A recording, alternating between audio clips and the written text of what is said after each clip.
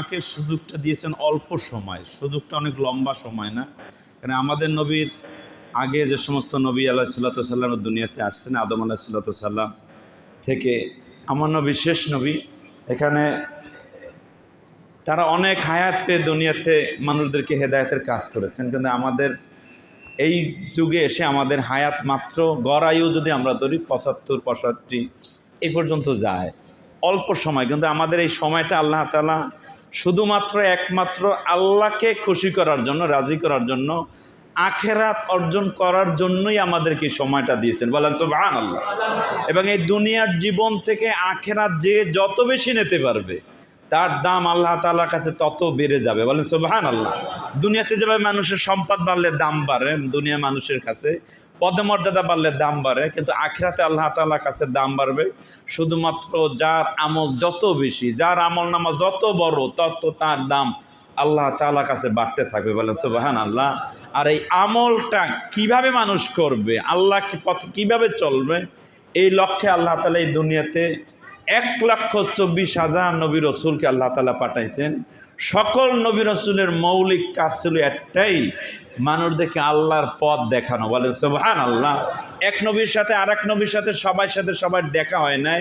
একজন আসার পর অনেক পরে আরেকজন আসছে, আবার একই যুগে অনেক নবীও আসছে, বিভিন্ন অঞ্চলে আঞ্চলিক নবী আসছে, কিন্তু সবার কর্মসূচির মৌলিক মিল ছিল।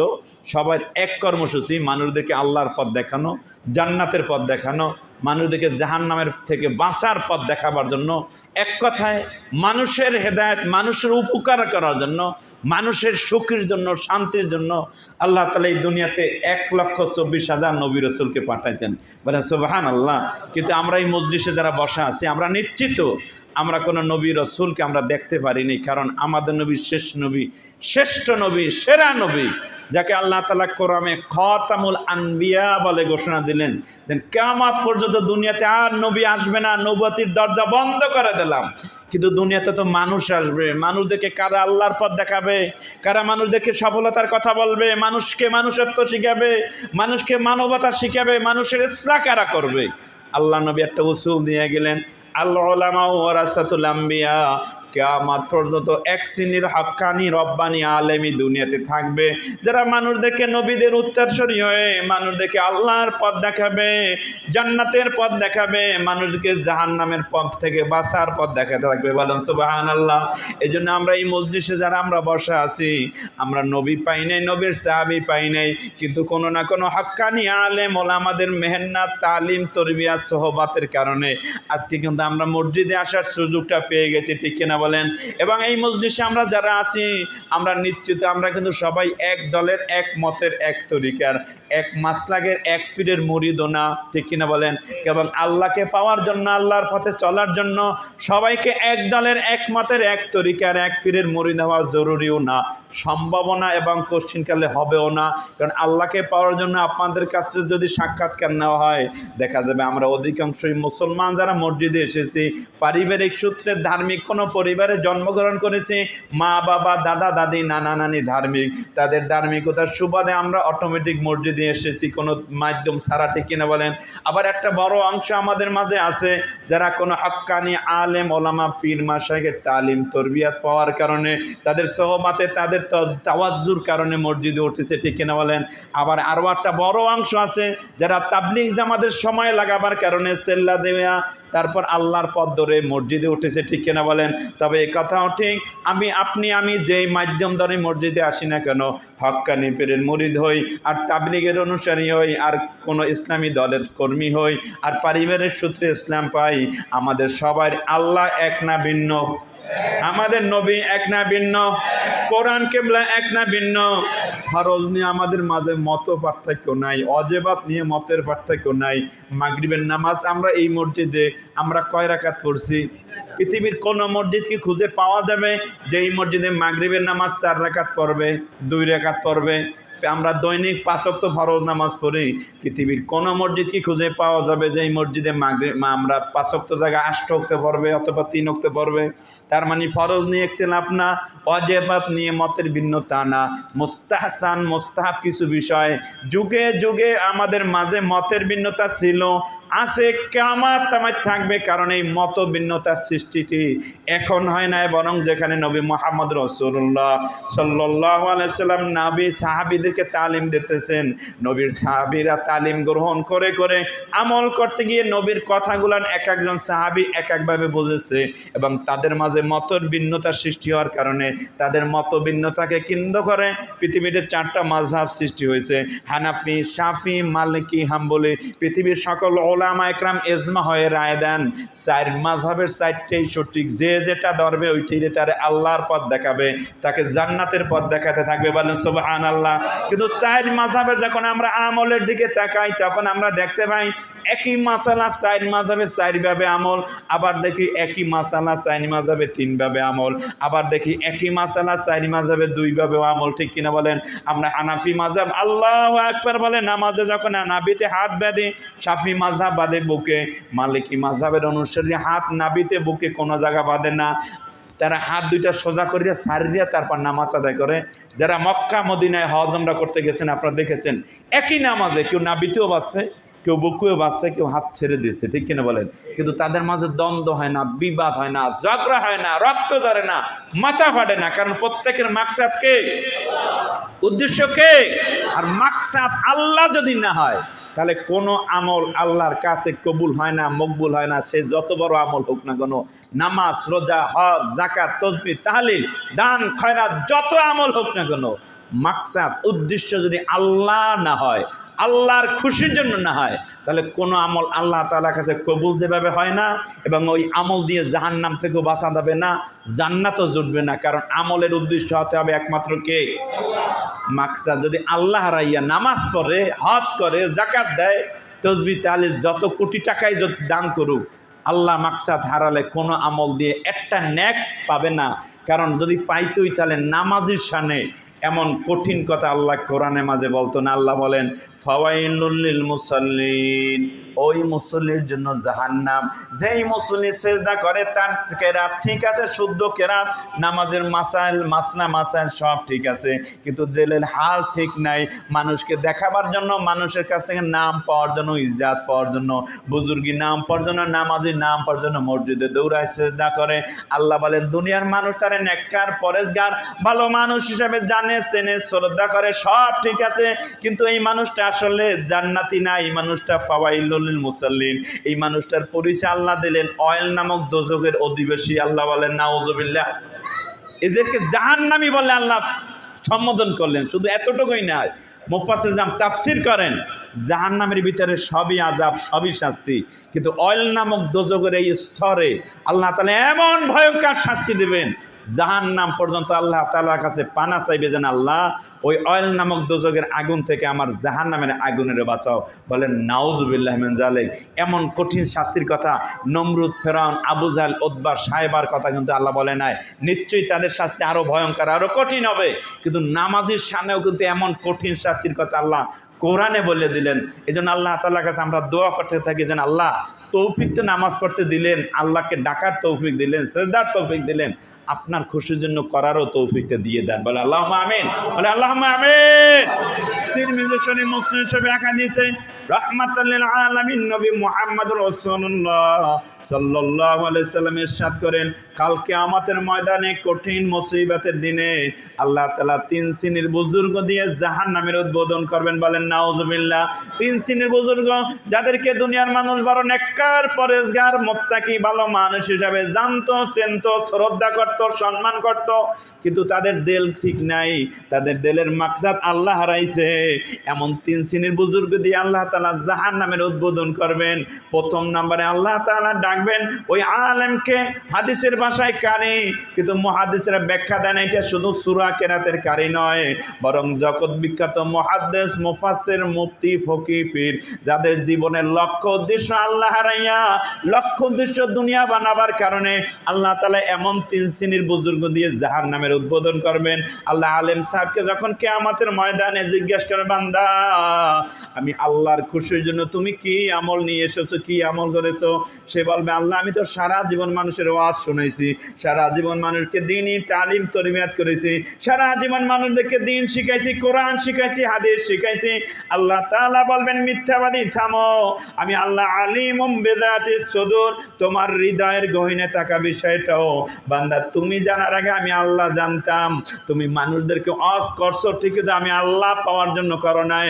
তোমার দিলের মাকসাদ ছিল মানুষের কাছ থেকে হাদিয়া পাওয়া, তোহফা পাওয়া। দুনিয়ার মানুষ তোমার হাদিয়া দিয়েছে, বড় পীর সাহেব স্লোগান দিয়েছে, বড় মুহাদ্দিস মুফাসসির মুফতি হিসাবে সম্মান স্বীকৃতি দিয়েছে। আমি আল্লাহর খুশির জন্য যেহেতু আমলগুলো করো নাই, আমি আল্লাহর কাছে কিছুই পাবে না, বরং সোজা জাহান্নামে চলে যাও। বলেন নাউজুবিল্লাহ। দ্বিতীয় নম্বরে আল্লাহ তাআলা ডাকবেন দানশীল দানবীর দাতাদেরকে, যাদেরকে আল্লাহ তাআলা দুনিয়াতে সম্পদ দিয়েছিল, অর্থ দিয়েছিল, দান খয়রাতেও ব্যস্ত ছিল, কিন্তু জীবনের লক্ষ্য উদ্দেশ্য আল্লাহ ছিল না। মানুষের কাছ থেকে নাম ইজ্জত পাওয়া, সম্মান স্বীকৃতি পাওয়ার আশায় দান খয়রাত করত। এমন দানবীর দানশীল দাতাকেও কিয়ামতের ময়দানে আল্লাহ তাআলা জিজ্ঞাসা করে, বান্দা আমি আল্লাহর খুশির জন্য তুমি কি আমল করেছো? দানবীর আল্লাহর কাছে বলবেন, আল্লাহ আমি তো সারা জীবন দান খয়রাত করেছি, হাজারো মসজিদে মাদ্রাসায় এতিমখানায় দান করেছি। আল্লাহ বলবেন, মিথ্যাবাদী থামো, আমি আল্লাহ তোমার হৃদয়ের খবর জানি। তুমি দান খয়রাত করছো ঠিক, আমি আল্লাহ পাওয়ার জন্য করো নাই। তোমার দিলের মাকসাদ ছিল মানুষের কাছে নাম পাওয়া, ইজ্জত পাওয়া। দুনিয়ার মানুষ তোমারে দানবীর স্লোগান দিয়েছে, দাতা হিসেবে সুনাম স্বীকৃতি পৃথিবীতে ছড়িয়ে গেছে। আমি আল্লাহর খুশির জন্য যত আমলগুলান করো নাই, আমি আল্লাহর কাছে কিছুই পাবে না, বরং সোজা জাহান্নামে চলে যা। বলেন নাউজুবিল্লাহ। 3 নম্বরে ডাকবেন শহীদকে, যে যুদ্ধের ময়দানে গেছিল রণসজ্জে সজ্জিত হয়, কিন্তু তার দিলটা ঠিক ছিল না, দিল ইসলাহ করে নাই। মানুষকে দেখাবার জন্য, মানুষের কাছে নাম পাওয়ার জন্য যুদ্ধের ময়দানে গেছিল। মনে মনে ভাবছিল যুদ্ধ করলে মানুষ বীর ডাকবে, বাহাদুর ডাকবে, যোদ্ধা ডাকবে। এই উদ্দেশ্য নিয়ে যুদ্ধের ময়দানে যাইয়া যে মারা গেছে, তাকেও কিয়ামতের ময়দানে আল্লাহ তাআলা জিজ্ঞাসা করেন, বান্দা আমি আল্লাহর খুশির জন্য তুমি কি আমল করেছো? সে বলবে, আল্লাহ আমি তো যুদ্ধ করে করে জীবন পর্যন্ত আপনার রাস্তায় কোরবান করে আসছি। আল্লাহ বলবেন, মিথ্যাবাদী থামো, আমি আল্লাহ তোমার হৃদয়ের খবর জানি। তুমি যুদ্ধ করছো ঠিক, কিন্তু আমি আল্লাহর জন্য করো নাই। তোমার জীবনের লক্ষ্য উদ্দেশ্য আমি আল্লাহ ছিল না, তোমার মাকসাদ ছিল মানুষের কাছে নাম পাওয়া, ইজ্জত পাওয়া। দুনিয়ার মানুষ তোমার বীর বাহাদুর স্লোগান দিয়েছে, শহীদের বাড়ি হিসেবে আখ্যা দিয়েছে। আমি আল্লাহর খুশির জন্য যেহেতু আমলগুলান করো নাই, আমি আল্লাহর কাছে কিছুই পাবে না, বরং সোজা জাহান্নামে চলে যাও। বলেন নাউজুবিল্লাহ। যেই ময়দানে আল্লাহ তাআলা এমন 3 শ্রেণীর বুজুর্গ দিয়ে জাহান্নামের উদ্বোধন করবেন, ওই ময়দানে আল্লাহ তাআলা উম্মতে মুহাম্মাদির কোন কোন উম্মতকে অল্প আমলের বিনিময়ে জান্নাতের ফয়সালা দিয়ে দেবে। বলেন সুবহানাল্লাহ। কোন আমলের বিনিময়ে জান্নাত দেবে? যে আমলটা শুধুমাত্র একমাত্র আল্লাহর খুশির জন্য করত, অন্য কোনো মাকসাদে না। মানুষ কি বলবে, কি ডাকবে, মানুষের তোয়াক্কা করে না তো না, শুধুমাত্র আল্লাহর খুশির জন্য আমল গুলান করত। এমন অল্প আমলের বিনিময়ে মানুষ জান্নাতে চলে যাবে। বলেন সুবহানাল্লাহ। এজন্য নবীজি বলেন, আখলিস দীনাকা ইয়াকফিকাল আমালুল কলিল। উম্মত দিলটা যদি সুন্দর বানাইতে পারো, জান্নাতের জন্য, জাহান্নাম থেকে বাঁচার জন্য অল্প আমলই যথেষ্ট হয়ে যাবে। বলেন সুবহানাল্লাহ। এজন্য আল্লাহ নবী হাদিসে ঘোষণা দেন, ইন্নাল্লাহা লা ইয়ানজুরু ইলা সুওয়ারিকুম ওয়া আমওয়ালিকুম। আল্লাহ তাআলা বান্দার সূরাতও দেখে না, সম্পদও দেখে না, কারণ বান্দার এই সূরাত কালা আর ধলা বানাবার মালিক কে? সম্পদ কম বেশি দেওয়ার মালিক কে? দুইটার একটাও দেখে না কেন? দুইটা দেশে আল্লাহ ঠিক কিনা বলেন? তাহলে আল্লাহ কি দেখে? আল্লাহ নবী বলেন, ওয়ালাকিন ইয়ানজুরু ইলা কুলুবিকুম ওয়া আমালিকুম। আল্লাহ তাআলা বান্দার দিলের দিকে তাকাই থাকে আর তার আমলের দিকে তাকায়। বলেন সুবহানাল্লাহ। যার দিলটা যত সুন্দর হয়, তার আমলের পাওয়ার তত বেড়ে যায়। যার দিলটা যত নিরেট হয়, খাঁটি হয়, তার আমলের সব তত বেশি হয়। বলেন সুবহানাল্লাহ। এজন্য নবী একটা হাদিসে বলেন, একটা আমলের ফজিলত বলেন, যিনি আমলটা করলে 10 নেক, আবার নবী বলেন না এই আমলে 100 নেক, আবার বলেন না এই আমলের 700 নেক। একই মজলিসে বসে একই আমলের কথা বললেন 10 নেক, আবার বলেন 100 নেক, আবার বলেন 700 নেক। যারা মুনকার হাদিস, নবীর সমালোচক, নবীর দুশমন, ওই কাফের মুশরিক বেঈমান বেদিনরা বলে নবীর মাথা খারাপ। বলেন নাউজুবিল্লাহ। একই আমলের সব 10, 100, 700 কিভাবে হয়? 10 থেকে তো 11 হবে, 12 হবে, 13 হবে, 14 হবে, 15 হবে, 100 থেকে 101 হবে, 2 হবে, হবে, 3 হবে, 4 হবে, সেই কথা না বলে একই আমলের সব বললেন 10, আবার বললে 100, আবার বলে 700। মুহাদ্দিসরা ব্যাখ্যা দেন মাথা তোদেরটাই খারাপ। আল্লাহর পয়গম্বর রাহমাতুল লিল আলামিন নবী মুহাম্মদ রাসূলুল্লাহ সাল্লাল্লাহু আলাইহি সাল্লাম যে কথা বলছেন, কথা নবীরটাই ঠিক। বান্দার দিল যেমন তার আমলের সবও তেমন, বলেন সুবহানাল্লাহ। পৃথিবীতে যত নবীর উম্মাত দুনিয়াতে আগমন করেছেন, প্রত্যেক নবীর উম্মাতরা এক আমলে এক নেয়, কিন্তু উম্মতে মুহাম্মাদি হওয়ার কারণে আমাদের প্রত্যেকটা আমলের সব শুরু হয় 10 দিয়া, বলেন সুবহানাল্লাহ। সব শুরু হয় 10 দিয়া। একই মজলিসে একজনের সুবহানাল্লাহ পরে, একজনে পাইছে 10 নেক। কার সাধারণ দিল ওই সুবহানাল্লাহ 500 জন পড়ছে, তার দিলটা আর একটু খাঁটি নিরেট হওয়ার কারণে ওই এক সুবহানাল্লাহ তসবির সব দাঁড়াই গেছে 100 বলেন সুবহানাল্লাহ। ওই সুবহানাল্লাহ আর একজনে পড়ছে, পাশে একভাবেই পড়ছে, সাউন্ড একভাবে হয়েছে, মুখ একভাবেই লেড়েছে, কিন্তু হৃদয়ের পরিবর্তনের কারণে ওই আমলের সব এখন দাঁড়াই গেছে 700 বলেন সুবহানাল্লাহ। শুধু 700ই শেষ না, দিলটা যদি নিরেট খাঁটি হয়ে যায় তাহলে এক আমল দিয়েও কোন কোন উম্মত জান্নাতে চলে যাবে, বলেন সুবহানাল্লাহ। আসুন ক্ষুদ্র মজলিসে আমরা কে কে নিয়ত করতে পারি জিন্দিগিতে যত আমলের তৌফিক আল্লাহ তাআলা আপনাকে আমাকে দেয়, কারণ আমলের তৌফিক দেয় কে? মসজিদে আসার সুযোগ দিয়েছে কে? আল্লাহকে ডাকার তৌফিক দিয়েছে কে? এইটা ইচ্ছা করলে পারা যায় না বাপ। কারণ পৃথিবীতে 800 কোটি মানুষ আমরা অবস্থান করতেছি, তার ভিতরে মাত্র 200 কোটি মুসলমান, 600 কোটি বেঈমানে পৃথিবীতে থাকে, ঠিক কিনা বলেন? আসুন যদি সম্পদ দিয়ে, পদমর্যাদা দিয়ে ঈমান পাওয়া যাইত, ইবাদত করা যাইত, তাহলে আপনার চাইতে আমার চাইতে পদমর্যাদায় সম্পদে 1000 কোটি গুণ বেশি 600 কোটির মধ্যে আছে, ঠিক কিনা বলেন? কিন্তু ঈমান আল্লাহ তারে দেয় না, কারণ ঈমান আল্লাহ তাআলা শুধু যাদেরকে ভালোবাসে তাদেরকেই দেয়, বলেন সুবহানাল্লাহ। যেই কথাটা আমার কথা না, প্রিয় নবী মুহাম্মদ রাসূলুল্লাহ সাল্লাল্লাহু আলাইহি সাল্লাম ইরশাদ করেন, ইন্নাল্লাহা ইউতিদ দুনিয়া মা ইউহিব্বু ওয়া মা লা ইউহিব্বু। আল্লাহ যারে ভালোবাসেন তারেও আল্লাহ দুনিয়া দেয়, যারে ভালোবাসে না তারেও দেয়। আল্লাহ যারে পছন্দ করে তারেও দুনিয়া খাওয়ায়, যারে পছন্দ করে না তারেও কিন্তু খাওয়ায়, ঠিক কিনা বলেন? কিন্তু আল্লাহ তাআলা যারে পছন্দ করে তারে কি দেয়? কারণ এই দুনিয়াতে নমরুদেরও আল্লাহ খাওয়াইছে, ফেরাউনেরও খাওয়াইছে, ঠিক কিনা বলেন? কিন্তু আল্লাহ তাআলাকে মানলেও আল্লাহ খাওয়ায়, না মানলেও খাওয়ায়, সিজদা করলেও খাওয়ায়, না করলেও খাওয়ায়, আল্লাহর নামের তাসবিহ পড়লেও খাওয়ায়, না পড়লেও খাওয়ায়। কিন্তু আল্লাহ যারে ভালোবাসেন তারে কি দেয়? আল্লাহ নবী বলেন, ওয়ালা ইউতিল ঈমানা ইল্লা মান আহাব্বা। আল্লাহ যারে ভালোবাসেন, আল্লাহ যারে পছন্দ করেন, আল্লাহ তাআলা তারে শুধু খাওয়ায় না, থাকতে জায়গা দেয় না, তাকে আল্লাহ তাআলা ঈমান দান করেন, দ্বীন দান করেন, ইবাদতের তৌফিক দান, সিজদার তৌফিক দেন, আল্লাহর ঘরে আসার তৌফিক দেন, আল্লাহ নামের জিকিরের তৌফিক দিয়ে দেয়, বলেন সুবহানাল্লাহ।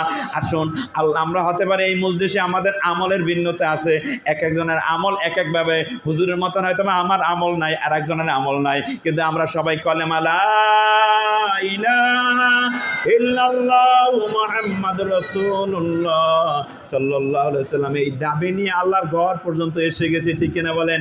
ঈমানের দাবিতে আমরা কিন্তু সবাই সমান, ঠিক কিনা বলেন?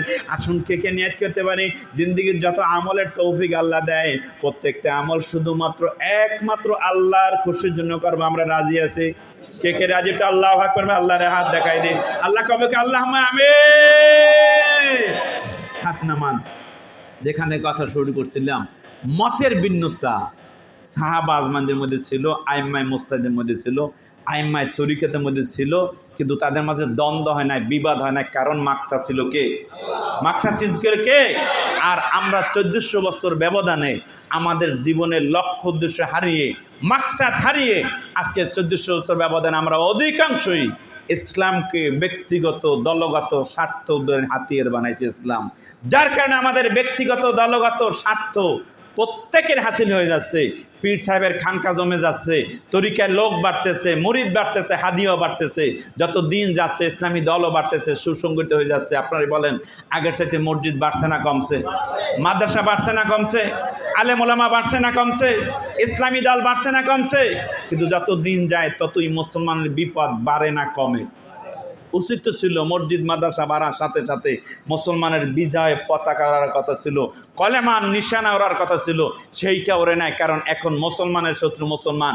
এক আলেম আর এক আলেমের আমরা সহ্য করতে পারি না, এক পীর আর এক পীরের সহ্য করতে পারে না, এক পীরের মুরিদ আর এক পীরের মুরিদের সহ্য করতে পারে না, একটা ইসলামী দল আর একটা ইসলামী দলকে সহ্য করতে পারে না। প্রত্যেকের দাবি যে আল্লাহ পাওয়ার একমাত্র পথ আমারটাই, আমি যে দলে, আমি যে তরিকে, আমি যে মাসলাকে, আমি যে পীরের মুরিদ, প্রত্যেকে আমাদের দাবি আসছে 1400 বছর পরে, আমার দলটাই একমাত্র হক, বাকি সব বাতিল, আমারটাই একমাত্র জান্নাতের পথ, বাকি সব জাহান্নামের পথ। আর এই চেতনার কারণে বিশ্বব্যাপী আজকে মুসলমান মহা বিপদের মুখোমুখি, ঠিক কিনা বলেন? আজকে সারা পৃথিবীর দিকে তাকালে আমরা দেখি সারা পৃথিবীতে মুসলিম জাতি আজকে নির্যাতিত, নিষ্পেষিত, নিগৃহীত, লাঞ্ছিত, বঞ্চিত। যেই কোরআনের সহবাতে পাওয়া আসার কারণে সেই মক্কার সবচেয়ে নিকৃষ্ট মানুষগুলান পৃথিবীর সেরা মানুষে পরিণত হয়ে, যাদের মাধ্যমে আজকে সারা পৃথিবীতে 200 কোটি মুসলমান উপনীত হয়েছে, ঠিক কিনা বলেন? যেই মানুষদের সহবাত, তালিম, তরবিয়াতে, যেখানে নবী মুহাম্মদ রাসূলুল্লাহ সাল্লাল্লাহু আলাইহি সাল্লাম যখন দুনিয়া থেকে বিদায় নেন, মাত্র 1.25 লক্ষ সাহাবীদেরকে দুনিয়া রেখে গেছিলেন। তাদের তালিম, তরবিয়াতে, দাওয়াতের মেহনতে আজকে 1400 বছর ব্যবধানে 200 কোটিতে উপনীত, বলেন সুবহানাল্লাহ। কিন্তু 1.25 লক্ষ সাহাবা আজমানদের আদর্শের সামনে, তাদের আখলাকের সামনে সারা পৃথিবীর মানুষগুলান তাদেরকে মানিয়ে নিতে বাধ্য হয়েছিল যে এরা ভালো মানুষ, এরা সেরা মানুষ, ঠিক কিনা বলেন? সারা পৃথিবীর মানুষদের অর্ধজানের খেলাফত তাদের পায়ের নিচে এসেছিল শুধু তাদের আদর্শের কারণে, তাদের আখলাকের কারণে, তাদের চরিত্রের কারণে, ঠিক কিনা বলেন? কিন্তু সেই মুসলমানই আজকে আমরা 200 কোটি হইয়াও নবীর আদর্শ থেকে দূরে সরার কারণে, নবীর আখলাক থেকে দূরে সরার কারণে আজকে সংখ্যায় বাড়ছে ঠিক, কিন্তু আদর্শহীন করার কারণে সারা পৃথিবীতে আমরা বিপদগ্রস্ত, সারা পৃথিবীতে আমরা নির্যাতিত, নিষ্পেষিত। কারণ যেই কোরআনে আল্লাহ তাআলা নামাজ, রোজা, হজ, যাকাতের আদেশ দিলেন, ওই কোরআনে আল্লাহ তাআলা মুসলমানের সবাইরে একসাথে ঐক্যবদ্ধ থাকতে আদেশ দিয়ে আল্লাহ কোরআনের মধ্যে ইরশাদ করে দিলেন, ওয়াতাসিমু বিহাবলিল্লাহি জামিআ ওয়া লা তাফাররাকু।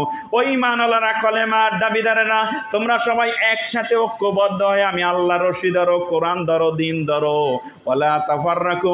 ঈমানের দাবি যারা করো, কোনো মুমিন ফারাক হয়ো না, আলাদা হয়ো না, বিচ্ছিন্ন হয়ো না। এটা ছিল আল্লাহর আদেশ। প্রথম অংশে দিল আদেশ, দ্বিতীয় অংশে দিচ্ছে নিষেধাজ্ঞা। আদেশ দিলেন সবাই একসাথে থাকতে, নিষেধাজ্ঞা জারি করলে দিলেন কেউ আলাদা হবার না। কিন্তু আজকে আমরা পৃথিবীর মুসলমানের দিকে তাকালে আমরা ভিন্ন আমল দেখি।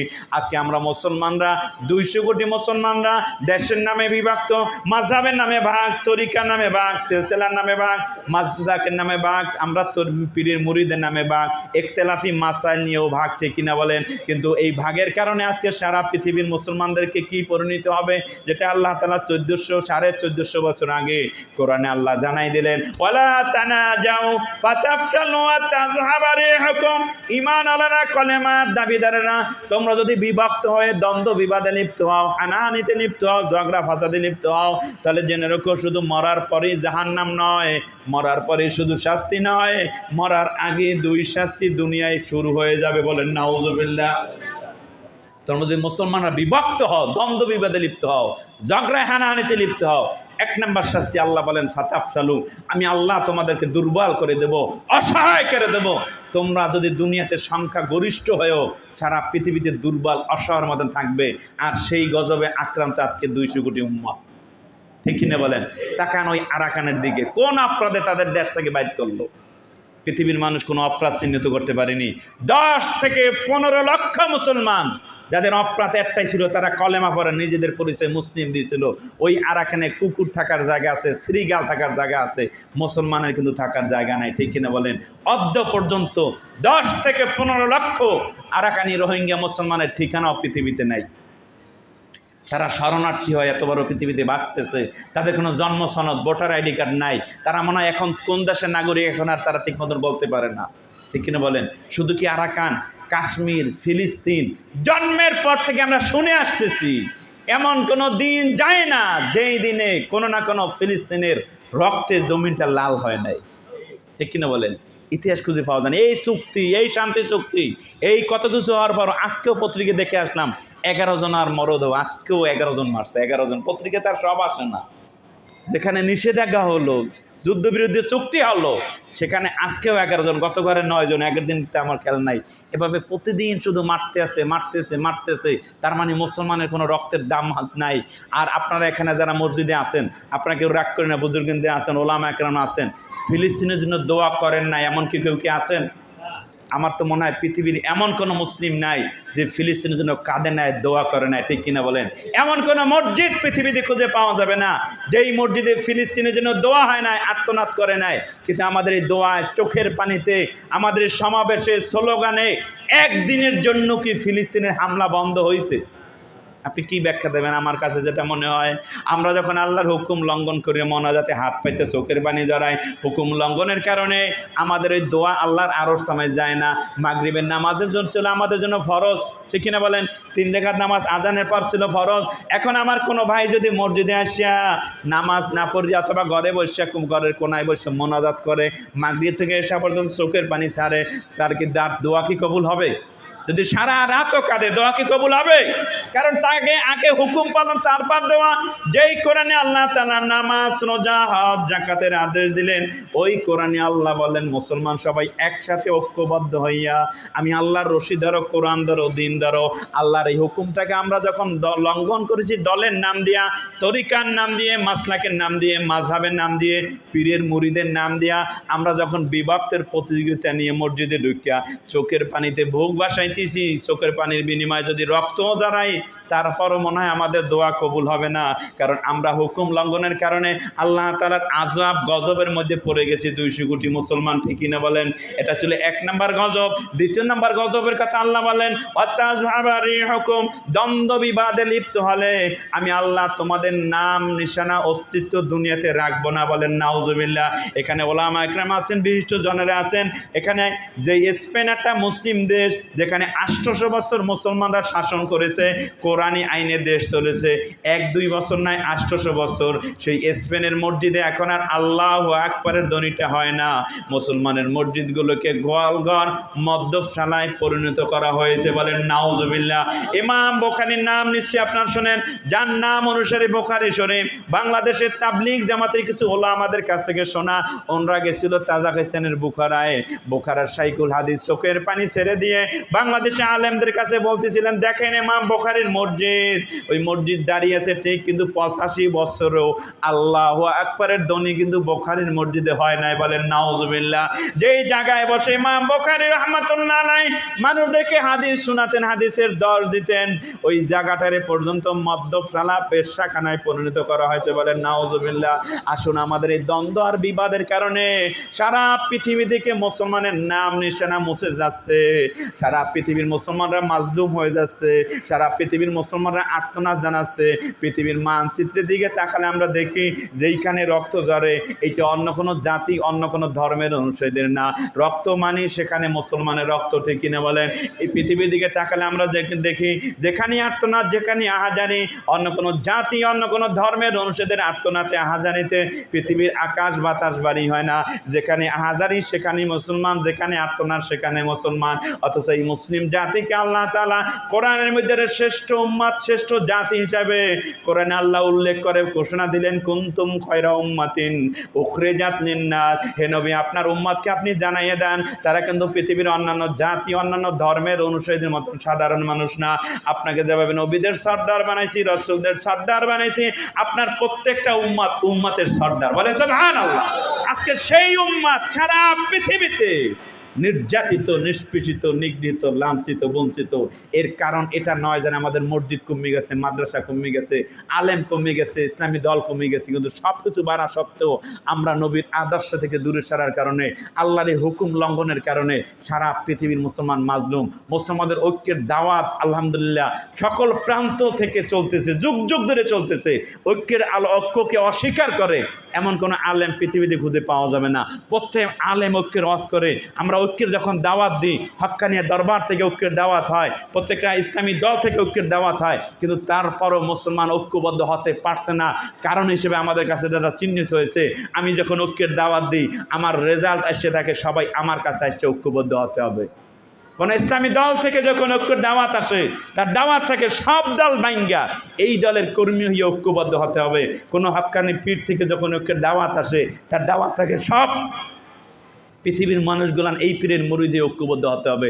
আর এই কারণে মুসলমান ঐক্যবদ্ধ হতে পারছে না, কারণ ইসলামের ঐক্য কোনো দল কেন্দ্রিক নয়, ইসলামের ঐক্য কোনো মত কেন্দ্রিক হতে পারে না, ইসলামের ঐক্য কোনো তরিকা কেন্দ্রিক হতে পারে না, ইসলামের ঐক্য কোনো পীর কেন্দ্রিক হতে পারে না, ইসলামের ঐক্য কোনো দরবার কেন্দ্রিক হতে পারে না। ইসলামের ঐক্য হবে ইসলাম কেন্দ্রিক, ইসলামের ঐক্য হবে কলেমা লা ইলাহা ইল্লাল্লাহু মুহাম্মদ রাসূলুল্লাহ কেন্দ্রিক। ঠিক কিনা? আমরা যারা কলেমা লা ইলাহা ইল্লাল্লাহু মুহাম্মদ রাসূলুল্লাহ আমরা যারা পড়তেছি, আমাদের মূল পরিচয় একটাই, আমি মুসলমান। ঠিক কিনা বলেন? ঠিক কিনা বলেন? আপনি কোন মাযহাবের, কোন তরিকার, কোন মাসলাকের অনুসারী, ওইটা আমার জানা দরকার নাই ভাই।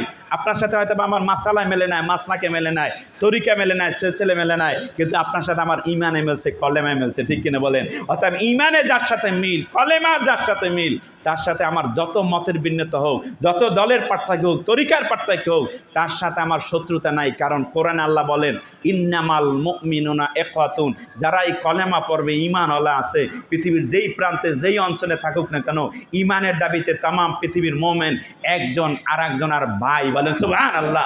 মুফাসসির যারা তাফসীর করেন, এদিকে চাচতো ভাই না খালাতো ভাই না ফুফাতো ভাই, কারণ আমরা চাচতো ভাইরও ভাই বলি, খালাতো ভাইরও ভাই বলি, ফুফাতো ভাইরও ভাই বলি, কিন্তু আল্লাহ বলেন মুমিন মুমিনের ভাই। এদিকে কোন ভাই? মুফাসসিরে যাম একমত হয়ে রায় দেন, এইখানে ইখওয়াতুন দিয়ে আল্লাহ তাআলা এক মায়ের পেটের বাইরে বুঝায়। বলেন সুবহানাল্লাহ। অতএব আপনার সাথে জীবনে আমার প্রথম দেখা হতে পারে, সাক্ষাৎ হতে পারে, আপনার সাথে আমার বংশের পরিচয় নাই, এলাকার পরিচয় নাই, কিন্তু আপনার সাথে আমার ঈমানের সম্পর্ক, কলেমার সম্পর্ক। ঠিক কিনা বলেন? আর এই কলেমার সম্পর্কটাকে মূল সম্পর্ক ধরে যখন আমরা আগাইতে পারবো, তখনই আবার মুসলমান এক প্ল্যাটফর্মে ঐক্যবদ্ধ হতে পারবে। ঠিক কিনা বলেন? কিন্তু আমরা যখনই বিভিন্ন দলে মতে, তরিকা, সিলসিলা ভিত্তিক ঐক্যবদ্ধ করার চেষ্টা করব, তখন সারা পৃথিবীর মুসলমান যাবে ব্যর্থ হয়েছে, সামনেও ব্যর্থ হবে। আসুন, আমাদের মাঝে মতের ভিন্নতা এটা যুগে যুগে ছিল, আছে, কিয়ামতময় থাকবে। ইমামে আজম আবু হানিফা রাহমাতুল্লাহ তাআলা একটা ঐতিহাসিক ঘটনা বলবো। উনি একবার হজে আসছেন, ওই বছরই মালিকি মাযহাবের ইমাম সাহেব হজে আসছেন।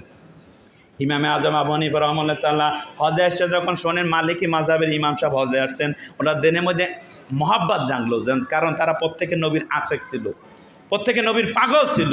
যখন মদিনায় মক্কার নামিয়া শোনেন মসজিদে নববীর ইমাম সাহেব আসছেন, যেখানে দাঁড়াইয়ে নাকি প্রিয় নবী মুহাম্মদ রাসূলুল্লাহ সাল্লাল্লাহু আলাইহি সাল্লাম ইমামতি করছেন, খুতবা দিয়েছেন, ওইখানে দাঁড়াইয়ে যিনি ইমামতি করেন ইমাম মালিক রাহমাতুল্লাহ তাআলা, ইমামে আজম আবু হানিফার দিলের মধ্যে মহাব্বত জাগলো, দেন আগে ইমাম মালিকের সাথে দেখা করব, তারপর হজ করব।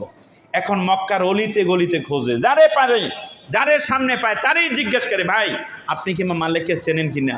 আপনারা যারা হজ উমরা করছেন, আপনারা দেখেছেন লক্ষ লক্ষ মানুষ একসাথে হজ উমরা করে,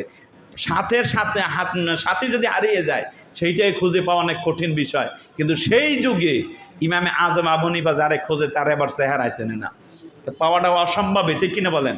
কিন্তু আল্লাহ যখন মিলিয়ে দেয় তখন পাওয়া যায়। উনি মক্কালে অলিতে গলিতে খোঁজ দিয়েছেন, যারে পারে সামনে পায় তারে জিজ্ঞেস করেন। ভাগ্যক্রমে মসজিদে নববীর একজন মুসল্লি সামনে পড়ছে, উনি যারে সামনে পায় তারে জিজ্ঞেস করে, ওনারও জিজ্ঞেস করে, ভাই আপনি কি ইমাম মালিকের চেনেন কিনা, আমার একটু দেখাই দেন। উনি বলে, আমি শুধু চিনি না, আমি তো মসজিদে নববীর মুসল্লি, ওখানে দাঁড়িয়েই তো আমি নামাজ পড়ি ইমাম মালিকের পিছনে। আপনি যদি এইভাবে কিয়ামত সময় খোঁজেন, ওনারে খুঁজে পাবেন না। আপনি যদি ওনার পাইতে চান, আমার সাথে চলেন, আমি দেখাই দিতে পারবো কোন খিমায় উনি আছেন। বলেন সুবহানাল্লাহ। এখন ওই মুসল্লি সাহেব ইমামে আজম আবু হানিফার পিছনে চলতেছেন ইমাম মালিকের সন্ধানে। যেই খিমার ভিতরে ইমাম মালিক রাহমাতুল্লাহ তাআলা বসা আছেন, ওনার কাছে যাই দেখাই দিলেন, এখানে ইমাম মালিক বসা আছে, আপনি দেখা করেন। ইমামে আজম আবু হানিফা রাহমাতুল্লাহ তাআলা ভক্তি শ্রদ্ধা নিয়ে কাছে যাইয়ে সালাম দিলেন, আসসালামু আলাইকুম ওয়া রাহমাতুল্লাহ। ইমাম মালিক ওয়ালাইকুম আসসালাম ওয়া রাহমাতুল্লাহ বলে, ওনার মাথা থেকে পা পর্যন্ত তাকাই বলেন, ভাই আপনার দেখে তো পরিচয় মানুষের মতন মনে হয় না, এবং আপনার চেহারায় বোঝায় না মক্কা মদিনা এমন হয় আপনার বাড়ি নয়। আপনার বাড়ি কোথায়, কোন এলাকায়, আপনার বাড়ি কোথা থেকে আসছেন? ইমামে আজম আবু হানিফা সরমনে উত্তর দেন, হুজুর আমার বাড়ি কুফা, আমি কুফা থেকে আসছি। এই কথাটা শুনে ইমাম মালিক রাহমাতুল্লাহ তাআলা একটু শব্দ বলছেন, একটু মজা করে, তিরস্কারমূলক একটা শব্দ, আল কুফা লা ইউফা, কুফাবাসীরা অদা খেলাপকারী, তারা নবীর পরিবারের সাথে ওয়াদা রাখেনি।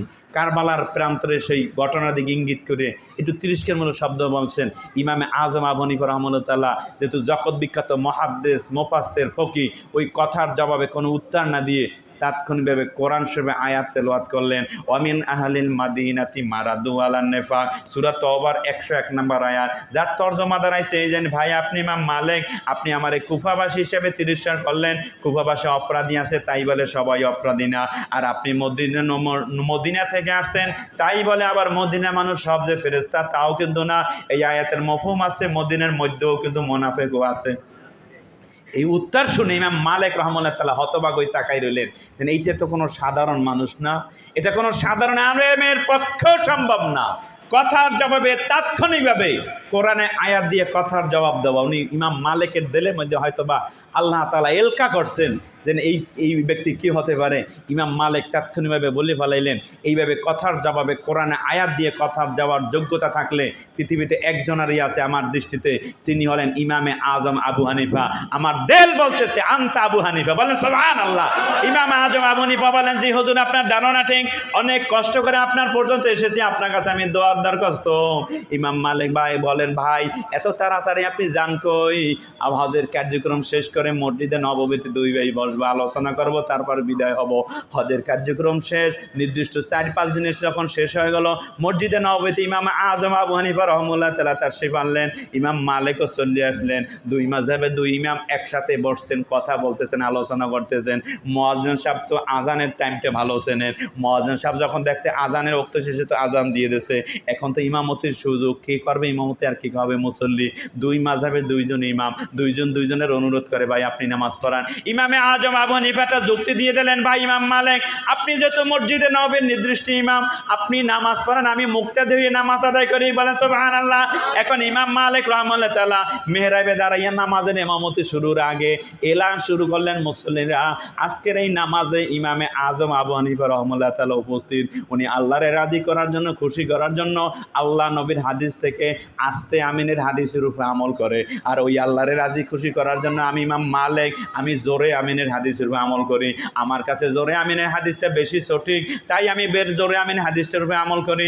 ইমামে আজম আবু হানিফার কাছে আস্তে আমিন হাদিসটা বেশি সহি, তাই উনি আস্তে আমিনের হাদিস উপরে আমল করে। ইমাম আজম আবু হানিফার সম্মানার্থে, ওনার মাযহাবের সম্মানার্থে উনি যেহেতু আজকে এখানে ইক্তেদা করবেন, আজকের নামাজে কেউ জোরে আমিনের হাদিসের উপরে আমলটা করিলেন না, এই অনুরোধটা করলেন ইমাম মালিক, যিনি সারা জীবন জোরে আমিনের হাদিস উপরে আমল করছেন। এই অনুরোধ করে তাকবীরে তাহরিমা বেদে সূরা ফাতিহা শেষ করে যখন গায়রিল মাগদুবি আলাইহিম ওয়ালাদ-দাল্লিন এসে গেল, বিগত দিনে তো সবাই একযোগে আমিন বলতো, কিন্তু ইমাম সাহেব নিষেধ করার কারণে আজকে আর কেউ জোরে বলে না, আস্তে সুপে সারে বলছে, কিন্তু পিছনে একজন একটু জোরে আমিন দিয়েছে। ইমাম মালিক সালাম ফিরেই মুসল্লি দিকে ফিরে বললেন, ভাই নিষেধ করার পরেও আজকে জোরে আমিনের হাদিসের উপর আমলটা কে করলেন? তখন ইমামে আজম আবু হানিফা, যিনি সারা জীবন আস্তে আমিনের হাদিসের উপর আমল করেছেন, তার অনুসারীকে বলছেন এইটাই বেশি সঠিক। ইমামে আজম আবু হানিফা দাঁড়াই বলেন, হুজুর জোরে আমিনের হাদিসের উপর আমলটা আজকে আমি আবু হানিফা করছি, বলেন সুবহানাল্লাহ। এটা ছিল দৃষ্টান্ত, এক মাযহাবের ইমাম হইয়া আর এক মাযহাবের ইমামকে সম্মান, স্বীকৃতি, শ্রদ্ধার দৃষ্টান্ত। কিন্তু 1400 বছর ব্যবধানে এই দৃষ্টান্তটা এখন রূপান্তরিত হয়েছে যুদ্ধে। দলে মতে তরিকার নামেলি মাথা ফাটাও, তাদের ইসলাম থেকে বাইর করিয়ে দাও, তারে বাতিল করিয়ে দাও, এইটাই আমাদের কালচার হয়ে গেছে, ঠিক কিনা বলেন? কারণ আমাদেরকে নাস্তিক মুরতাদ তামাম পৃথিবীর বেঈমান সব ঐক্যবদ্ধ হয়ে গেছে মুসলিম নিদানের কর্মসূচিতে। তারা সারা পৃথিবীর মুসলমানদেরকে নিদানের একটা নীল নকশা এঁকেছে, যার বাস্তবায়ন সারা পৃথিবীর সকল মুসলিম দেশে চলতেছে।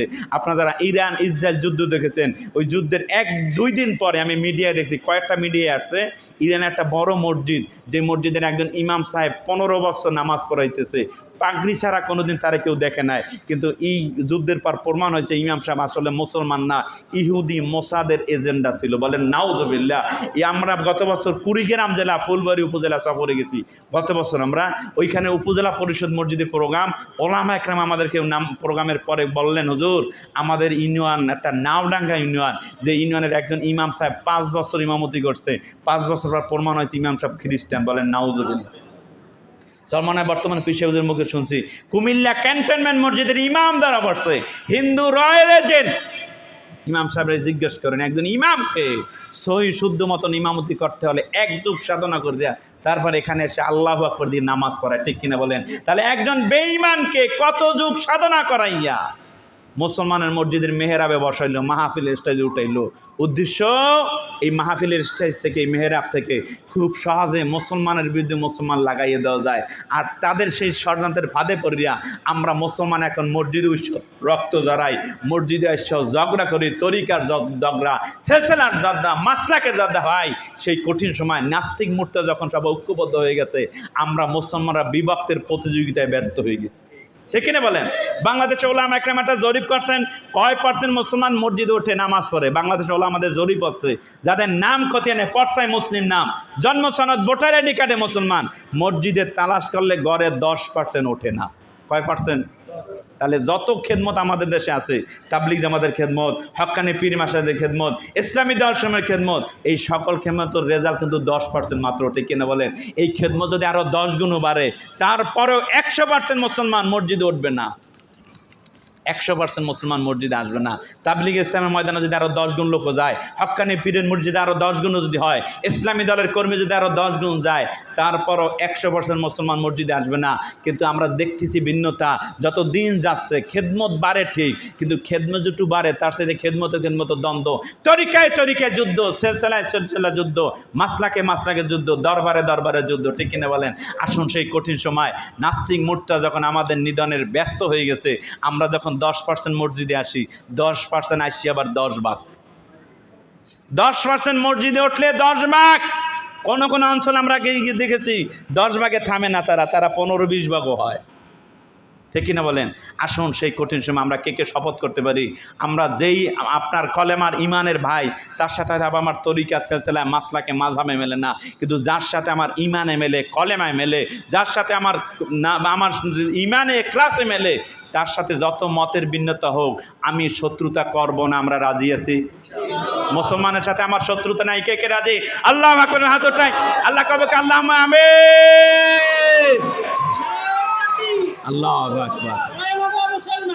এক হও, এক হও, এক হও, এক হও। আসুন মুসলিম মিলাতের চরম দুদিনে আজকে সারা পৃথিবীর মুসলমানরা বিপদগ্রস্ত। সেই কঠিন সময় আমরা সারা পৃথিবী দিকে তাকালে আমরা দেখি মুসলমানদের আহার্তনাদ, আহাজারি।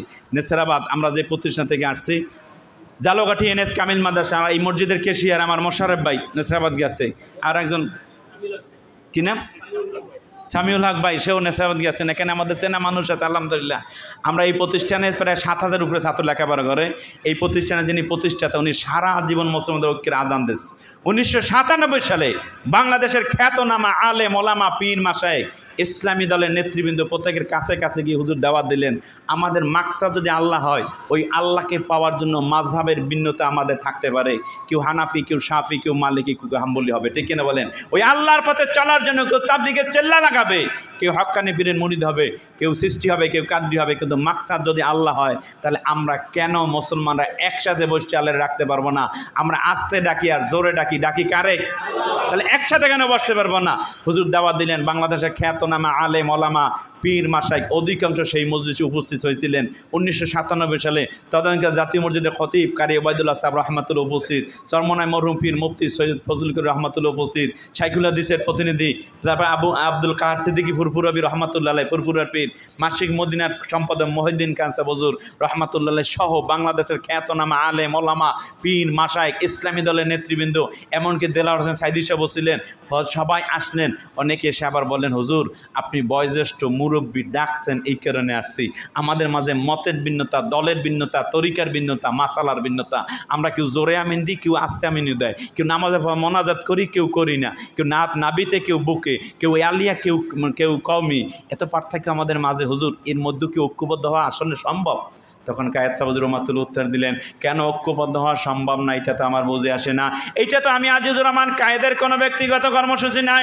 যেই কোরআনে আল্লাহ তাআলা নামাজ, রোজা, হজ, যাকাতের আদেশ দিয়েছেন, ওই কোরআনই তো আল্লাহ তামাম পৃথিবীর মুসলমানের একসাথে ঐক্যবদ্ধ থাকতে আল্লাহ আদেশ দিলেন। নামাজ, রোজা, হজ, যাকাতের মতন মুসলমান সবাই একসাথে ঐক্যবদ্ধ হয়ে থাকা সমানভাবে ফরজ। আপনারা ঐক্যবদ্ধ হন আর না হন, আমি আজিজুর রহমান কায়েদ মরণ পর্যন্ত মুসলমানদের ঐক্যের আজান সম্মান দিয়ে যাব, দেখে যাব আলেম সাহেবরা, ও ইমাম সাহেবরা, ও খতিব সাহেবানরা, ও ইসলামী দলের নেতৃবৃন্দরা, তোমরা ঐক্যবদ্ধ হও। ঐক্যবদ্ধ হতে ব্যর্থ হলে মুসলমানদের অস্তিত্ব কিন্তু পৃথিবীতে থাকবে না, টিকবে না। কারণ পৃথিবীর মানচিত্রের দিকে তাকালে আমরা দেখতে পাই যে কোনো মুসলিম দেশ তারা বিপদে পড়লে পাশে কোনো মুসলিম দেশ আছে, কিন্তু পৃথিবীর মানচিত্রে একটাই মুসলিম দেশ, যার 3 পাশ থেকে ভারত বেষ্টিত, এক পাশে বঙ্গোপসাগর। এজন্য কুফরি সমুদ্রে জেগে ওঠা তৌহিদের দ্বীপ বাংলাদেশ। এই ভূখণ্ডের মুসলমান যদি কঠিন আকারে কোনোদিন বিপদে পড়ে বসে, ওই আরাকানের মতন, ফিলিস্তিনের মতন, তখন আর দলের পার্থক্য থাকবে না, মতের পার্থক্য থাকবে না, কে কোন পীরের মুরিদ, হানাফি না সালাফি, ওর পার্থক্য থাকবে না। সবাই মিল্লা ও বঙ্গোপসাগরে জাপ দেওয়া ছাড়া বাঙালি মুসলমানের সামনে আর দ্বিতীয় কোনো পথ খোলা নাই, বলেন ঠিক কিনা? অতএব এই জমিনে ঈমান নিয়ে, ইসলাম নিয়ে যদি বেঁচে থাকতে হয়, তার পথ একটাই। কায়েদ সাবজুর রহমতুল্লাহ বলছিলেন, আল ইত্তেহাদ মাআল ইখতিলাফ, মতানৈক্য সহ ঐক্য। দল যার যার, তরিকা যার যার, মাসলাক যার যার, মাযহাব যার যার, ইসলাম সবাই, আল্লাহ সবাই, নবী সবাই, কোরআন কেবলা আমাদের সবাই, বলেন ঠিক কিনা? অতএব আমরা যারা কলেমা লা ইলাহা ইল্লাল্লাহু মুহাম্মাদুর রাসূলুল্লাহ বিশ্বাসী, ঈমানের দাবিতে, কলেমার দাবিতে আমরা মুসলমানরা ভাই মিলেমিশে থাকতে চাই, আমরা রাজি আছি। কে কে রাজি? এটা আল্লাহু আকবার বলে আল্লাহ দেখায়। আল্লাহ কবুল করুন, আল্লাহুম্মা আমিন। আসুন আসুন, হযরত কায়েদ সাবজুর রহমতুল্লাহ প্রতিষ্ঠান থেকে এই দাওয়াত এখন পর্যন্ত আলহামদুলিল্লাহ চলতেছে, যে তুমি আল্লাহকে পাওয়ার জন্য যেই দলে, যেই মতে, যে তরিকা, যে চ্যালেঞ্জ থাকো, কিন্তু ঈমানের দাবিতে সবাই আবার একসাথে হও, বলে আলহামদুলিল্লাহ। অতএব এই লক্ষ্যে হযরত কায়েদ সাবজুর রহমতুল্লাহ প্রতিষ্ঠানে আগামী নভেম্বর মাসের 21-22 তারিখ বাৎসরিক মাহফিল আমি আপনাদেরকে দাওয়াত দেব। সুযোগ পাইলে একটু মাহফিলে যাবেন, চেষ্টা করা জানেন ইনশাআল্লাহ। মসজিদের সহসভাপতি বজলুর রহমান ভাই আছে, মসজিদের সেক্রেটারি নাম কি জানি, সিরাজুল ইসলাম ভাই আছেন এখানে, আর কেশিয়ার হিসাবে মানে সদস্য কেশিয়ার সাহেব মোশাররফ ভাই আছেন, সে তো রাহাবার হিসেবে পথ নিয়ে নিতে পারবে। আপনাদেরকে আমি দাওয়াত দেবো, যারা সুযোগ পাবেন যাবেন। আর জালগড়ে যদি নাও যাইতে পারেন, হযরত কায়েদ সাবজুর রহমতুল্লাহ একটা প্রতিষ্ঠানে কাছায় আছে, এখান থেকে 800-850 মিটার দূরে, মালিবাগ মোড়, মৌসুক মোড়ের মাঝখানে, আয়শা শপিং সেন্টারের অপোজিট সাইডে, যেখানে প্রতি ইংরেজি মাসের শেষ শনিবার মাগরিব থেকে এশা পর্যন্ত মুসলমানদের ঐক্য কীভাবে হবে, ঐক্যের পথটা কী, এটার উপর আলোচনা, পর্যালোচনা, মত বিনিময় হয়। হুজুরের একমাত্র সাহেবজাদা, যিনি জালকাঠি এনএস কামাল মাদ্রাসার প্রিন্সিপাল ছিলেন, প্রিন্সিপাল থেকে ইস্তেফা দিয়ে আলেম ওলামা পীর মাসাকে দুয়ারে দুয়ারে ঘুরতেছেন মুসলমানদের কীভাবে এক হবে এই কর্মসূচি নিয়ে। আপনাদেরকে আমরা দাওয়াত দেবো, অন্তর্পক্ষে সুযোগ পাইলেই মালিবাগ মোড়, মৌসুক মোড়ের মাঝখানের এখানে খানকায় শেষ শনিবার হাঁটতে যাইতে 5-10 মিনিটের বেশি সময় লাগে না। আমি তো ফজর পড়ছি, 10 থেকে 15 মিনিট সর্বোচ্চ হইলে জামটাম থাকলে লাগতে পারে। একটু সুযোগ পাইলে যাইতে পারবেন ইনশাল্লাহ, যাবেন কারা কেন ইনশাল্লাহ। আল্লাহ কবে আল্লাহুম্মা আমিন। এই কাফেলার ইনশাল্লাহ আমরা যেখানে যাই, আমরা জালকাঠি যাওয়ার জন্য যাদের দাওয়াত দিলাম, জালকাঠি যাওয়ার জন্য যাদের দাওয়াত দিলাম, উপদেষ্টা হিসেবে আমাদের বজলুর রহমান ভাই আমাদের মসজিদের সহসভাপতি থাকবেন, মুআল্লিম হিসেবে হযরত মাওলানা সলিমুল্লাহ হুজুর, এবং হাফেজ কারি মাওলানা মফিজুর রহমান, হাফেজ মোহাম্মদ শাহ আলম এই মসজিদের মুয়াজ্জিন সাহেব থাকবেন। আর এই কাফেলার আমির হিসাবে আল্লাহ মোহাম্মদ শেখ সিরাজুল ইসলাম মসজিদের কেশিয়া সাহেবের দিয়ে গেলাম, আল্লাহ কবুল করুন, আল্লাহুম্মা আমিন। এবং আমার সাথে আমাদের সমীরুল হক ভাই, আর আরিফুর রহমান, খোরশেদ আলম ভাই, সেক্রেটারি হিসেবে আমাদের মোশাররফ হোসেন খান, একটু জালকাঠি নিয়ে যাবেন আপনি ইনশাল্লাহ, যেহেতু আপনি পথটা চেনেন ভালো, জোয়ান মানুষ আছে গোসাইতে ইনশাল্লাহ। এবং সাথে আমাদের অ্যাডভোকেট মোহাম্মদ বাসু খান, আসাদুজ্জামান, ফারুক হোসেন, নাসির উদ্দিন, আব্দুর রহিম, জাহাঙ্গীর আলম, হারুন আর রশিদ, আরিফ বিল্লাহ, আবুল কালাম ভাই আমার আছে, খানকার পাশে বাড়ি ছিল। হ্যাঁ, খানকার পাশে জাহাঙ্গীর ভাই কই? জাহাঙ্গীর ভাই দেখছিলাম 2 জায়গা, জাহাঙ্গীর ভাই আছে খানকার পাশে, এরা খানকার প্রতিবেশী। আল্লাহ তাআলা মুসলিম মিলিতে চরম দুদিনে আমাদের ক্ষুদ্র আয়োজন যেন মুসলমানদের ঐক্যবদ্ধ করার জন্য আল্লাহ কবুল করুন, আল্লাহুম্মা আমিন। কোনো মুসলমানের সাথে বিবাদ দ্বন্দ্ব হলে আমরা একটা আমল দিই সবার কাছে, যেন ভাই তোমার সাথে আমার যেহেতু মাসলাকে মেলে না, তরিকে মেলে না, সিলসিলা মেলে না, কিন্তু ইমানে যেহেতু মেলে, তোমার সাথে আমি ঝগড়া করবো না, এই আমলটা করতে পারবো ইনশাল্লাহ। আমরা 3টা ছোটোদেরও পরামর্শ দিই। 1 নম্বর পরামর্শ, মুসলিম মিলাদের চরম দুর্দিনে আমরা 1 নম্বর পরামর্শ, আল্লাহর কাছে একটু দোয়া করি যেন আল্লাহ সারা পৃথিবীর মোমেন সব এক বানাই দাও। এই দোয়াটা আমরা সবাই করতে পারবো ইনশাল্লাহ, পারবেন ইনশাল্লাহ। 2 নম্বর পরামর্শ, আপনার মুসলমান ভাই দলে মতে, তরিকা, সিলসিলায় কোনো জায়গায় মেলে না, কিন্তু ইমানে যেহেতু মেলে, তার সাথে অন্তর্ভাগে দ্বন্দ্বের শুরুটা পৃথিবীর সবাই করলেও আমি করব না, আমরা রাজি আছি।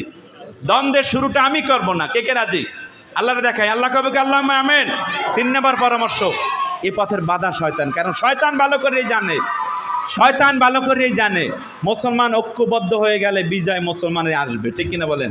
এই জন্য মুসলমান যাতে ঐক্যবদ্ধ হতে না পারে, সৃষ্টির শুরু লগ্ন থেকে মানুষের পিছে ইবলিস লাগাস। কিন্তু তার একটাই শপথ আল্লাহর কাছে, আল্লাহ আমারে যখন জান্নাত থেকে বাইর করে দিলেন, জাহান্নাম ঠিকানা বানাই দিলেন, আমি কোনো মানুষকে জান্নাতের দুয়ারে আসতে দেবো না। বলেন নাউজুবিল্লাহ। কোরআন শরীফে আয়াত দিলে, আমি যেহেতু সময় নেই বলবো না, সেই শয়তান আছে না মারা গেছে? শয়তান থেকে বাঁচা লাগবে কি লাগবে না? শয়তান থেকে বাঁচার একটা পরামর্শ দিয়ে আমার কথা শেষ। বুখারী এবং মুসলিম হাদিস, নবী মুহাম্মদ রাসূলুল্লাহ সাল্লাল্লাহু আলাইহি ওয়াসাল্লাম ইরশাদ করেন, আর শয়তানু জাসিমুন আলা কলবি ইবনে আদম, আদম সন্তানের হৃদয় গাঁটিতে, মনোগাঁটিতে শয়তান গাপ্পি মারিয়া আসন গড়িয়ে বসে থাকে। বলেন নাউজুবিল্লাহ। নবী বলতেছেন আদম সন্তান হৃদয়ের মধ্যে শয়তান বসা থাকে। মুক্ত কিন্তু আপনি আমি কেউ নাই, ঠিক কিনা বলেন? তবে মুক্ত থাকার জন্য নবী মুহাম্মদ রাসূলুল্লাহ সাল্লাল্লাহু আলাইহি ওয়াসাল্লাম একটা পরামর্শ দিলেন। এই শয়তান থেকে বাঁচার জন্য ট্যাঙ্ক, গোলাবারুদ, যুদ্ধ বিমান, তলোয়ার, রাইফেল দিয়ে শয়তান থেকে বাঁচা যায় না। শয়তান থেকে বাঁচার একটাই বুদ্ধি, নবী মুহাম্মদ রাসূলুল্লাহ সাল্লাল্লাহু আলাইহি ওয়াসাল্লাম বললেন, ইযা যাকারাল্লাহ খানাসা, বান্দা যখনই আল্লাহ নামের জিকির করবে, সাথে সাথে ওই হৃদয়টা শয়তান থেকে মুক্ত হয়ে যাবে। বলে সুবহানাল্লাহ। অতএব আল্লাহ নামের জিকিরকারীর হৃদয়ের মধ্যে শয়তান বসতে পারবে না। ওয়াইদা গফালা ওয়াসওয়াসা, নবী বলেন যখনই বান্দা আল্লাহর জিকির থেকে গাফেল হবে, আল্লাহর স্মরণ থেকে গাফেল হবে, সাথে সাথে ওই হৃদয়টা শয়তানের দখলে চলে যাবে। অতএব এই শয়তান, এই হাদিস থেকে বোঝা যায় যতক্ষণ পর্যন্ত কোনো না কোনোভাবে আল্লাহর স্মরণে আপনি আমি থাকবো, অতক্ষণ পর্যন্তই শয়তান থেকে মুক্ত থাকবো। যখনই আল্লাহর স্মরণ থেকে গাফেল, সাথে সাথে আমার হৃদয়টা শয়তানের আস্তানা হয়ে যাবে। আসুন, এই শয়তান আমাদের বন্ধু না শত্রু? শত্রু না বন্ধু? অতএব আমাদের শরীরের বডির রাজধানী, আমাদের হৃদয় থেকে শয়তানকে আমরা উৎখাত করতে রাজি আছেন ইনশাআল্লাহ। আপনি কোনো তরিকায় থাকেন অথবা না থাকেন, তরিকারে হালাল জানেন অথবা হারাম জানেন, কলেমা লা ইলাহা ইল্লাল্লাহর জিকির করতে কোনো বাধা আছে? বেশি বেশি কলেমার জিকির করে আমাদের হৃদয়টা শয়তান থেকে মুক্ত বানাইতে আমরা পারবেন ইনশাআল্লাহ?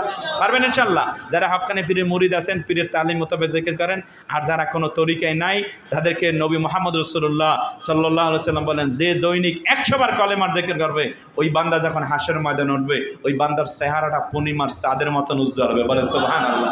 অতএব আমরা 100 বার কলেমার জিকির মরণ পর্যন্ত ছাড়বো না, আমরা রাজি আছি ইনশাআল্লাহ? আল্লাহ কবে আল্লাহুম্মা আমিন। সর্বশেষ কথা, নবী মুহাম্মদ রাসূলুল্লাহ সাল্লাল্লাহু আলাইহি ওয়াসাল্লামের তরিকায় যদি আমল না হয়, কোনো আমল আল্লাহর কাছে কবুল হয় না, মকবুল হয় না, ঠিক কিনা বলেন? আর পৃথিবীর সকল ওলামা একরাম একমত, নবীর তরিকা আমল শুধু তারাই করতে পারে যাদের কলবে নবীর মহাব্বত আছে, ঠিক কিনা বলেন? আর নবীর মহাব্বত হৃদয়ের মধ্যে আসে শুধু একটা আমলে, যে যত বেশি নবীর উপরে দুরূদ পড়বে, অত বেশি তার দিলের মধ্যে নবীর মহাব্বত পয়দা হবে। বলেন সুবহানাল্লাহ। এই জন্য নবীজি বলেন, আমি নবীর উপরে কেউ যদি একবার দুরূদ পড়ে, আল্লাহ নবী বলেন তার উপরে আল্লাহ 10টা রহমত নাজিল করবে। বলেন সুবহানাল্লাহ। আমি নবীর উপরে কেউ যদি 10 বার দৈনিক 100 বার দুরূদ পড়ে, আল্লাহ নবী বলেন তারে পুরস্কার দেবে আল্লাহ 3টা। 1 নম্বর পুরস্কার, ওই মানুষটাকে আল্লাহ নেফাক থেকে মুক্ত বানিয়ে দেবে। 2 নম্বর পুরস্কার, জাহান্নাম থেকে আল্লাহ মুক্তি দিয়ে দেবে। বলেন সুবহানাল্লাহ। 3 নম্বর পুরস্কার, শহীদদের সাথী বানাই জান্নাতে রাখবে। অতএব আপনাদেরকে আমি বলবো, বাবা, আমরা 100 বার দৈনিক দুরূদ শরীফ যদি পড়তে পারি, আপনি যেই দুরূদ পারেন, যেইটা সহজ ওইটা পড়েন, অথবা ওলামাদের শিখানো সবচেয়ে ছোট দুরূদ সাল্লাল্লাহু আলাইহি সাল্লাম, সাল্লাল্লাহু আলাইহি সাল্লাম, সাল্লাল্লাহু আলাইহি সাল্লাম, এই দুরূদটা পড়া যাবেন ইনশাআল্লাহ? পারবেন ইনশাআল্লাহ? তাহলে 100 বার দুরূদ শরীফ, 100 বার কলেমার জিকির, মরণ পর্যন্ত কারা কারা ছাড়বো না? একটু আল্লাহু আকবার, আল্লাহর দেখেন। আল্লাহ কবুল, আল্লাহুম্মা আমিন। আখির দাওয়ানা আলহামদুলিল্লাহি রাব্বিল আলামিন। এখনই আজান হবে, আজানের পরেই দোয়া হবে ইনশাআল্লাহ। আপনারা থাকবেন, আজানের পরে আমরা মুসাফির, আমরা দোয়া করব। আমরা এই প্রোগ্রাম শেষ করলে লালমনিরহাট যাব ইনশাআল্লাহ। সারা